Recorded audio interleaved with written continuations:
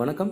Creating ஆப்பர்ச்சுனிட்டிஸோட part 3ல் பார்த்தீங்கன்னா ஏன் refer பண்ணோம் அப்படின்னா இதுவே ஒரு best way of serving society அப்படின்னு கூட நான் சொல்லுவேன். ஏன்னா பொதுவாகவே சோஷியல் சர்வீஸ் அப்படிங்கிறது வந்து கோடியாக காசு வச்சுருக்கவங்களோ இல்லை நிறைய டைம் இருக்கிறவங்க தான் பண்ண முடியும் அப்படிங்கிறது இல்லை. இதனாலே நிறைய பேர் என்னென்னா ரிட்டையர் ஆன பிறகு பண்ணுவேன், இல்லைன்னா நான் 100 கோடி சம்பாதிச்ச பிறகு பண்ணுவேன் அப்படின்னு தான் சொல்கிறாங்க. அதெல்லாம் இல்லை. இன்றைக்கி நீங்கள் எங்கே இருக்கீங்களோ அங்கேயே வந்து ₹1 கூட செலவு இல்லாமல், ஒரு நிமிஷம் கூட செலவு இல்லாமல் ஈஸியாக சர்வீஸ் பண்ண முடியும். அதுக்கு ஒரு எக்ஸாம்பிள் சொல்லணும்னா, சில வருஷங்களுக்கு முன்னாடி என்னோடய நண்பர் வந்து பெருங்குடியில் அவர் சொந்தமாக வீடு கட்டினார்.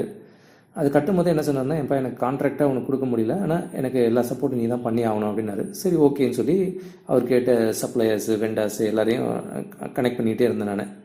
அப்புறம் வீடு கட்டி முடிச்சுட்டு ஹவுஸ் வார்மிங்க்கு கூப்பிட்டாரு. போகும்போது பார்த்தீங்கன்னா கீழே வாசல்லேருந்தே நான் வரவேற்று ஒரு விஷயமா காட்டிகிட்டே போகிறாரு. இது உங்கள் ஆள் தான் வந்தார், இது உங்கள் பர்சன் தான் வந்தாருன்னு சொன்னார். ஸோ இதெல்லாம் பார்த்துட்டு அப்படியே நாங்கள் மொட்டை மாடிக்கு போகும்போது பார்த்தீங்கன்னா அங்கே வந்து என்னோடய பெயிண்டர் நின்றுட்டு இருந்தார். நான் அவரை பார்த்துட்டு கேட்டேன், இங்கே என்ன பண்ணுற அப்படின்னு. உடனே என் ஃப்ரெண்டு சொன்னார், நீ தான்ப்பா அமிச்ச அப்படின்னாரு. சரின்னு ஓகேன்னு சிரிச்சுட்டு வந்துட்டோம். நான் கீழே பேசிவிட்டு கீழே காரில் ஏற போகும்போது பார்த்தீங்கன்னா என் பெயிண்டர் பின்னாடியே ஓடி வந்தார். ஓடி வந்துட்டு என் கையை பிடிச்சிட்டு சொன்னார், சார் நான் வேலையே இல்லாமல் இருந்தேன், ரொம்ப பெரிய வேலை பிடிச்சி கொடுத்தீங்க, ரொம்ப தேங்க்ஸ் அப்படின்னு சொல்லி கிட்டத்தட்ட கண் கலங்குறாரு அவர். எனக்கு உண்மையிலே ஞாபகமே இல்லை, நான் தான் ரெஃபர் பண்ணனான்னு எனக்கே தெரியல. ஸோ அப்போ தான் தெரிஞ்சுது, இப்படியும் ஒரு சர்வீஸ் பண்ணலாமா அப்படின்றது இருந்தது. ஏன்னா சும்மா ஒரு ஃபோனில் கனெக்ட் கேட்குறாங்க, கொடுக்குறோம். அது ஒருத்தரோட தேவையும் ஃபுல்ஃபில் பண்ணுது, ப்ளஸ் இன்னொருத்தருக்கான பிஸ்னஸ் ஆப்பர்ச்சுனிட்டியும் க்ரியேட் பண்ணியிருக்கு அப்படிங்கிறத இதை நான் பல சந்தர்ப்பங்களில் பார்த்துருக்கேன். எனக்கு நிறைய நடந்திருக்கு. எனக்கு சப்போர்ட் பண்ணவங்கள நான் அப்படி தான் நிகழ்ச்சியாக பார்த்துருக்கேன். அண்ட் நானும் நிறைய பேரை சப்போர்ட் பண்ணும்போது அவங்க என்கிட்ட இந்த மாதிரி சொல்கிறத பார்த்துருக்கேன்.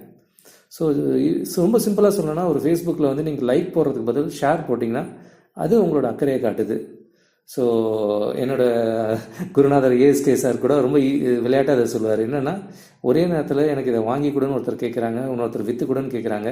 2 பேரையும் கனெக்ட் பண்ணுறப்ப 2 பேரையும் எனக்கு கடவுள் மாதிரி பார்க்குறாங்க ஜெகதீஷ் அப்படின்வார். ஸோ கிட்டத்தட்ட இதை தான் நானும் பண்ணிகிட்டு இருக்கேன். ஸோ இது உண்மையிலே வந்து நான் டெய்லி மார்னிங் ஒருத்தரை ரெஃபர் பண்ணுறதுனால ஒரு வீக்லி 5 பேர், ஒரு வருஷத்துக்கு 250 எஸ்எம்இஸை என்னால் ஈஸியாக டச் பண்ண முடியுது. எவ்வளோ லட்சக்கணக்கான பிஸ்னஸை நம்ம ஈஸியாக ஜென்ரேட் பண்ணிட்டு போயிட்டுருக்கோம். இது உண்மையில் இது ஒரு கிக்கு தாங்க. இது ஒரு செம்ம போதையாக இருக்கும். அதை எக்ஸ்பீரியன்ஸ் பண்ணி பாருங்கள் நீங்களே. ஸோ இதுதான் இந்த ரெஃபரலோட ஏன் ரெஃபர் பண்ணணும் அப்படிங்கிறதுக்கான பார்ட் 3. இதுக்கப்புறம் வந்து அடுத்த வாட்டி இதெல்லாம் எப்படி பண்ணலாம் அப்படிங்கிறத சொல்ல போகிறேன்.